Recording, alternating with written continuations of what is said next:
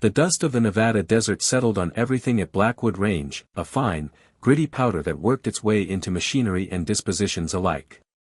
It coated the matte black transport that deposited Elara Vance at the main gate, a solitary figure against the vast, indifferent landscape.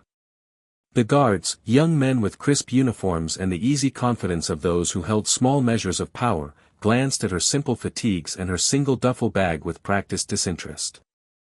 Her paperwork identified her as a technical consultant, a title vague enough to mean anything and, to them, specific enough to mean nothing.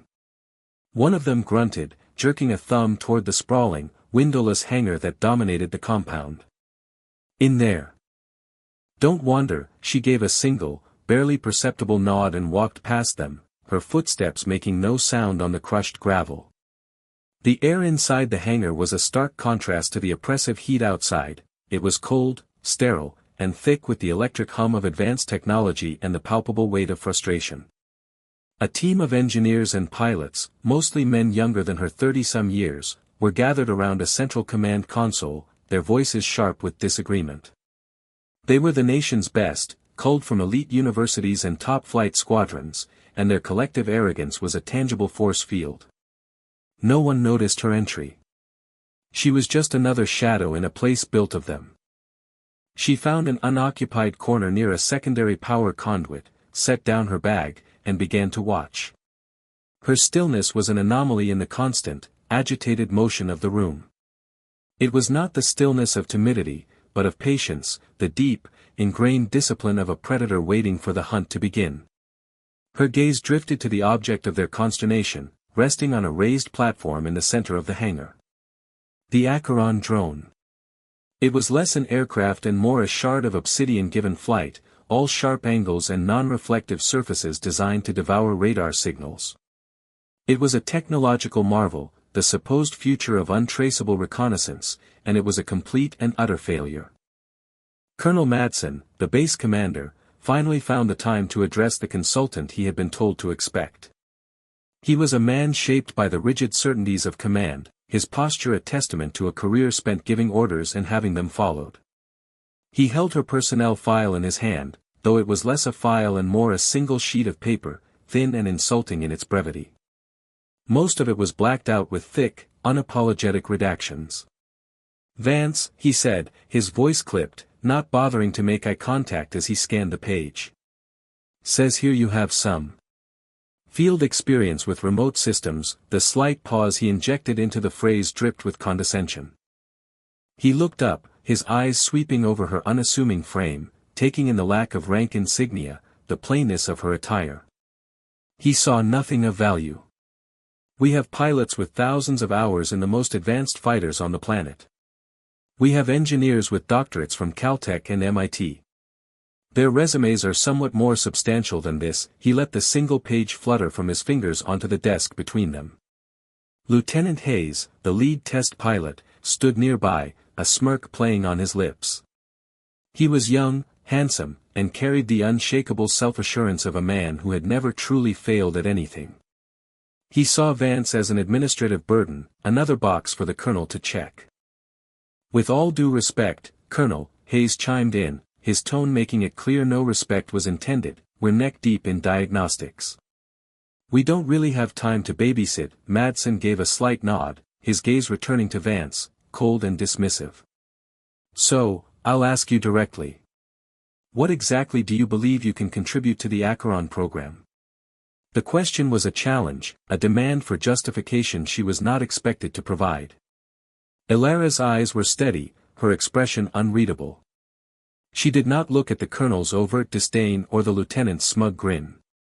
Her focus was on the drone, visible through the reinforced glass of Madsen's office.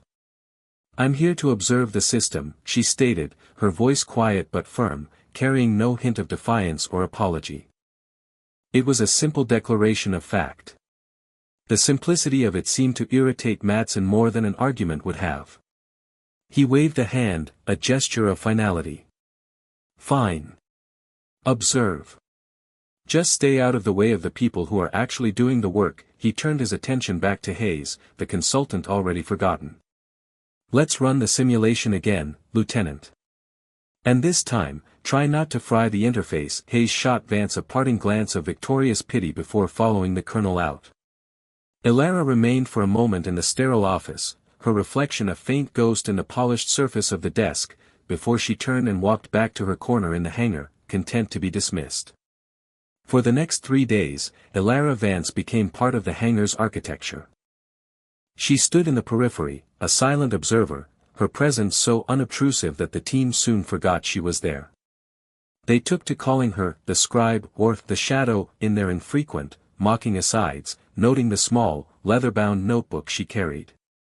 In it, she made meticulous entries, but she was not watching the pilots. She was watching the data. While the engineers focused on the software crashes and the pilots complained about the violent neural feedback, Vance watched the energy schematics. She saw what they missed: infinitesimal fluctuations in the Acheron's power distribution, subtle energy spikes in the drone's biomimetic processors that corresponded not to pilot input, but to atmospheric variables. The system wasn't just unstable, it was sensitive, responding to the world around it in ways its creators had never intended. They were trying to cage a wild animal, and it was fighting back. Her gaze would often settle on the drone itself. Hayes and his team treated it like a recalcitrant machine, a stubborn tool to be bent to their will. They spoke of it with frustration and anger. Vance saw something else. She saw in its sleek, dark fuselage not an object, but a dormant partner. Its silence seemed to her not one of malfunction, but of waiting. She understood its language better than the men who had built it. During a lull in the testing, as a flustered engineer cursed at a screen of corrupted code, Vance's hand unconsciously drifted to her left wrist. She pushed back the simple black band of her watch, revealing for a brief second a faded tattoo on the delicate skin of her inner arm. It was a complex, stylized design, a spectral, ghost-like figure woven together with the silhouette of a single raven's feather. It was an old symbol from a life no one here knew she had lived, a marker of a unit that officially no longer existed. A memory of silence and shadow, of missions that were never spoken of and operatives who were never seen. She pulled the watch back into place just as Lieutenant Hayes strode past, shaking his head. "Whole damn program's a bust," he muttered to another pilot. "You can't fly a ghost." Vance watched him go, a flicker of something ancient and knowing in her eyes. He had no idea how right he was. The problem wasn't that the Acheron was a ghost. The problem was that none of them knew how to speak to one. The pressure mounted with the inevitability of a coming storm. A 4-star general from the Pentagon was arriving for a final, go or no-go demonstration. The Acheron program, billions of dollars over budget and years behind schedule, was on the chopping block. Failure was not an option, it was an execution. The hangar, once merely frustrated, was now a tinderbox of raw nerves and frayed tempers. Colonel Madsen's face was a grim mask of controlled anxiety, the fate of his command hanging on the performance of a single, unreliable machine. Lieutenant Hayes was selected for the demonstration flight. His usual swagger was still present, but it was brittle, a thin veneer over a core of palpable tension. He strapped himself into the pilot's chair, the neural interface headset gleaming under the harsh hangar lights. "I've got this," he said, his voice a little too loud in the cavernous space. No one looked convinced. The initial launch sequence was flawless. The Acheron lifted from its platform with an eerie grace, its engines emitting a low, almost subsonic hum that was more of a feeling in the chest than a sound. On the main view screen, the drone's perspective showed it climbing smoothly into the stark blue of the desert sky. A collective, hopeful breath was held in the control room. The mission was a complex reconnaissance run through a network of narrow, winding canyons known as the Labyrinth, a test designed to push its maneuverability to the absolute limit. For 5 minutes, everything was perfect. Hayes, growing confident, pushed the drone faster, weaving through the rock formations with aggressive precision. Then it happened. A flicker on the data stream. A single, almost imperceptible tremor in the video feed. Alarms, soft at first, then rising to a frantic, piercing shriek, began to blare through the control room. Feedback spike. "I'm losing the link." Hayes yelled, his face suddenly ashen. His hands, clenched on the controls, were useless. The connection was neural. The feedback was pouring directly into his brain. On the screen, the Acheron pitched violently, its graceful flight devolving into an uncontrolled death spiral. It careened toward a sheer canyon wall, the granite face rushing up to meet it. Panic erupted. Engineers shouted contradictory instructions. Technicians scrambled over consoles, trying to isolate the problem. Madsen stood frozen, watching billions of dollars and his entire career about to be pulverized into dust and carbon fiber against a cliffside. In the heart of the chaos, while every eye was fixed on the screens predicting imminent disaster, Elara Vance moved. She did not run. She walked with a calm, deliberate purpose that was an island of serenity in the sea of panic. She crossed the room to a secondary maintenance terminal, a dusty, forgotten console that was rarely powered on. No one noticed her. Her fingers met the keypad, and a silent storm of activity bloomed on the small, amber screen. Her hands moved with a fluid, blinding speed, her fingers not just typing but dancing across the keys. She wasn't fighting the system or trying to override it. She was communing with it, inputting lines of code that were less like commands and more like a soothing whisper in the machine's own native language. With surgical precision, she identified the cascading error that had sent the neural feedback into a fatal loop. She didn't just block it, she isolated the corrupted data packet, purged it from the system's short-term memory, and rerouted the Acheron's primary flight control functions to her own terminal, completely bypassing Hayes' overloaded and now useless interface. The entire process took less than 4 seconds. On the main view screen, the effect was instantaneous and breathtaking. One moment, the Acheron was plummeting towards certain destruction. The next, it stopped. It simply stopped, hovering 100 feet from the canyon wall, as motionless as a hummingbird. The frantic alarms cut out, plunging the control room into a stunning, profound silence. For a moment, the drone just hung there, a black specter against the red rock. Then, with a liquid grace that none of its designers had ever thought possible, it executed a perfect, slow 180-degree pirouette. It leveled off and resumed its mission flight path down the center of the canyon as if the entire incident had been a planned, elegant maneuver. The room remained silent, the only sound the quiet, steady hum of the servers and the distant, almost imperceptible whine of the drone's engine from the speakers. Elara Vance took one step back from the terminal, her hands falling to her sides. Her work was done. She melted back into the shadows she had emerged from, her expression as calm and unreadable as ever. The silence in the control room stretched for an eternity, thick with disbelief and awe. It was finally shattered by the sharp voice of the visiting general's aide, a young, sharp-eyed major. "Control, what in God's name was that? Who has the aircraft?" Every head in the room, from Colonel Madsen to the lowest-ranking technician, swiveled as one, their gazes searching and finally landing on the lone, still figure of Elara Vance, standing quietly by the forgotten maintenance terminal. Lieutenant Hayes, now disconnected from the neural interface, sat slumped in his chair, his face pale and beaded with sweat. He stared at her, his arrogance completely stripped away, replaced by a raw, uncomprehending wonder. "How," he stammered, the single word all he could manage. Madsen approached her, his steps slow and deliberate. The institutional certainty that had defined him was gone, replaced by the deep-seated confusion of a man who has just witnessed the impossible. "Ms. Vance," he said, his voice low and devoid of its earlier condescension. "Explain what you just did." Elara's gaze remained fixed on the main screen, where the Acheron was now performing its reconnaissance patterns with a flawless, otherworldly grace. "The neural link has a sympathetic feedback filter," she said, her voice even and calm. Lieutenant Hayes was pushing the system too hard. He was fighting it. It created a resonance cascade. She paused, then added, "You were trying to command it. It needs to be guided." Her simple explanation hung in the air, its profound implications slowly dawning on the engineers who had spent years trying to bludgeon the machine into submission. It wasn't a problem of code, it was a problem of philosophy. Near the back of the room, a grizzled master sergeant, a man who had been in uniform since before most of the pilots were born, squinted, his eyes narrowing as a distant memory surfaced. Ghost Recon, he muttered, the words barely audible, spoken more to himself than to anyone else. Heard they had a whisper pilot back in the day.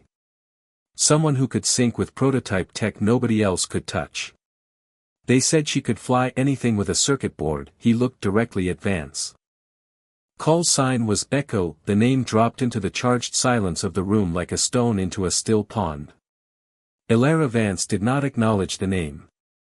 She did not react at all, but for a brief, unguarded moment, a flicker of something ancient and deeply weary passed through her eyes, the ghost of a past she had thought long buried.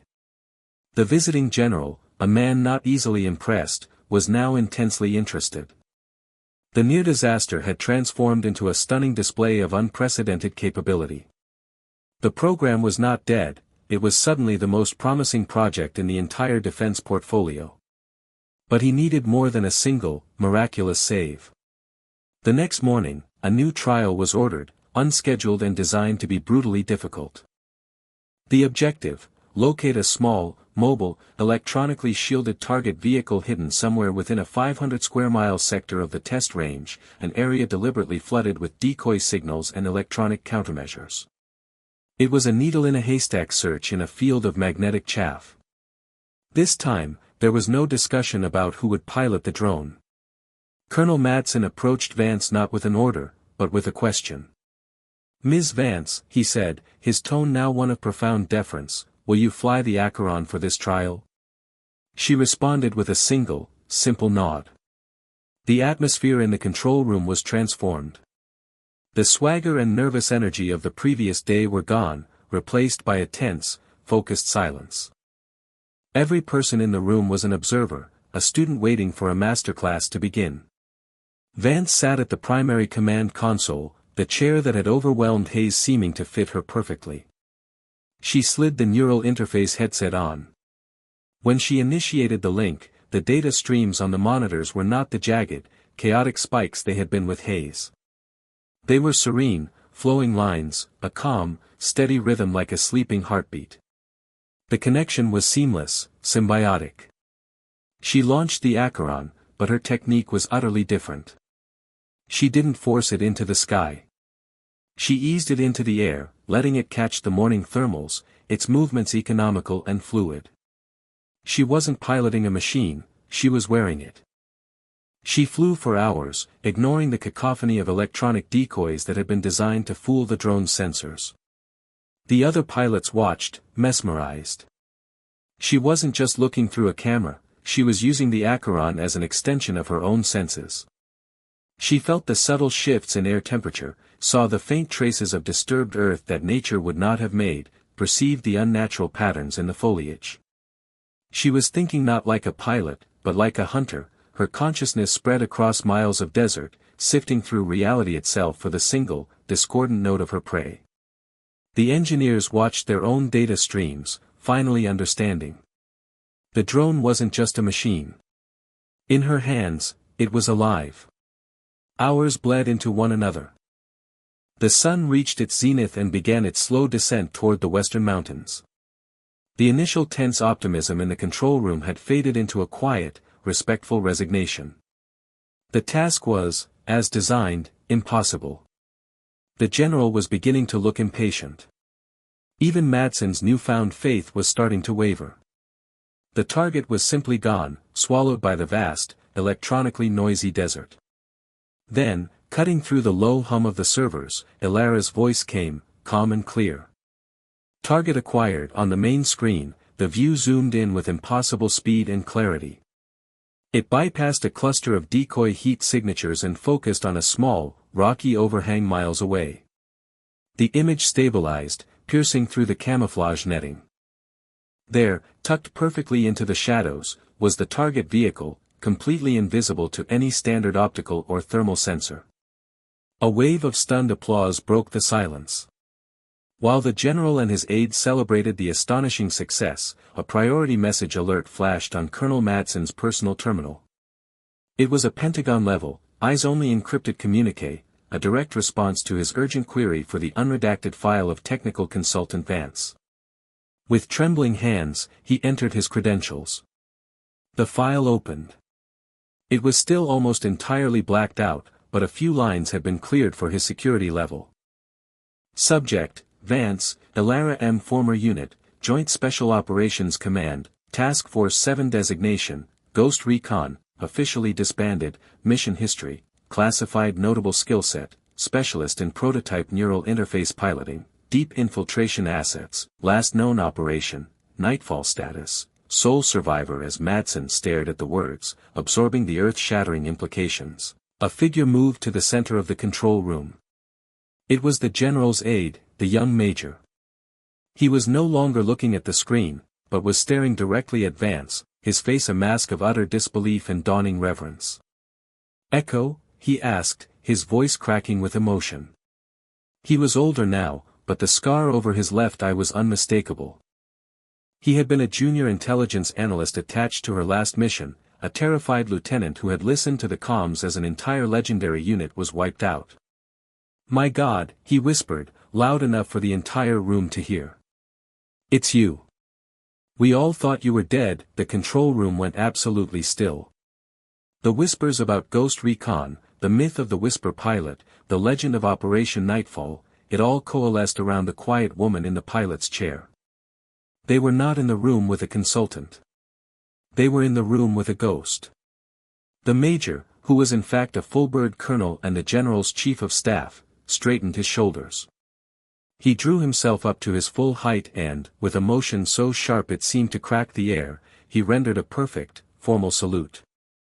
It was not the casual salute for a superior officer. It was a gesture of profound, almost reverent respect, the kind reserved for fallen heroes and living legends. It was a salute for the soldier he thought had died in the darkness years ago, the sole operator who had kept transmitting long after the rest of her team had gone silent. He was saluting Echo. One by one, inspired by his gesture, the other uniformed personnel in the room followed suit. Lieutenant Hayes, humbled and awestruck, rose from his chair and brought his hand to his brow. The grizzled master sergeant stood at attention, his salute as steady as the rock of the mountains outside. The young airmen, the seasoned engineers, even the civilian contractors, they all stood, their movements unified in a silent, powerful tribute. Finally, Colonel Madsen, the institutional arrogance he once wore now completely stripped away, slowly raised his own hand in salute. They were no longer acknowledging the woman who had saved their program. They were honoring the ghost who had walked out of the pages of myth and into their lives. They were recognizing the last member of Ghost Recon. Elara Vance slowly disconnected from the neural interface. She turned in her chair, her gaze sweeping over the room full of saluting figures. Her expression remained unreadable, a calm sea over unfathomable depths, but for the first time, the deep, abiding weariness in her eyes was plain to see. She offered them no words of explanation, no speech about her past, no acknowledgement of their shock. She simply gave a single, slow nod of her head. It was a small gesture, almost imperceptible, but it was enough. It was an acceptance. A shared understanding that some things are honored best by silence.